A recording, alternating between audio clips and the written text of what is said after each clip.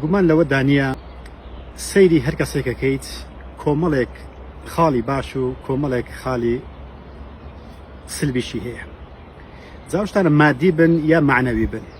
بۆ نمونە کەسانێک منداڵیان هەیە بەڵام خی گەورە پارەی پێنەداون، خەڵکانێکیش بە هەمان شێوە منداڵیان نییە بەڵام پارەی پێداون، خەڵکانێک تەندروستیان هەیە بەڵام پێگەی کەسایەتیان نییە، خەڵکانێکیش ئیمانی پێداون خی گەورە بەڵام لە هەمان کاتدا خێزانی پێنەداون.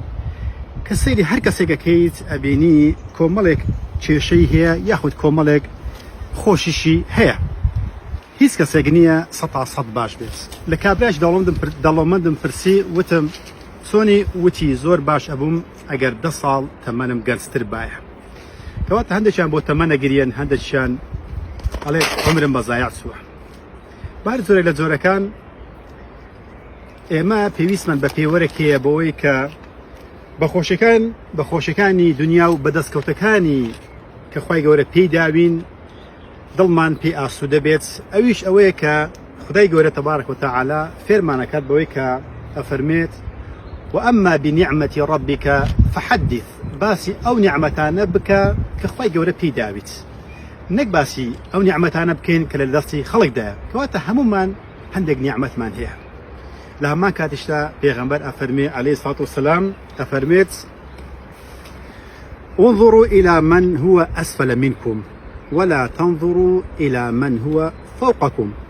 سەیری ئەو کەسانە بکە کە لە خوار خۆتدان واتە لە تو نەبوونترن یاخود یەکێ لەو دەستکەوتەیانی کە خی گەورە پێی داوی تۆ سەیری ئەو کەسانە بکە کە لە دەست خەڵک دانیە، نەک سەیری کەسانە بکەی کە لە خۆت باشترن یان گەنجترن یان دەوڵەمەندترن یان بە منداڵترن یان بە هەر جۆر لە جۆرەکان.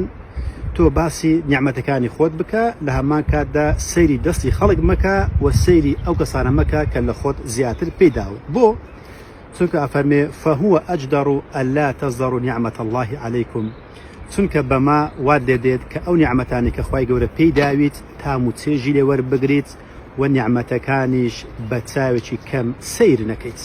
کەواتە ئەم دوو پێوەرە لەبیر نەچێت، باسی نیعمەتەکانی خۆت بکە، سەیری دەستی خەڵک مەکە و لە هەمان کاتدا سەیری ئەو کەسانە مەکە کە لە سەروی خۆتن. ئەو کاتە ئەبیت بە خاوەنی دڵێکی ئارام و سوپاس گوزار و ئیماندارێکی شکرانە بژێر. خی گەورە نیعمەت بڕێژی بەسەر هەموماندا و خی گەورە وامان لێ بکات کە نیعمەتەکان لەبەر چاومان بچووک نەبنەوە.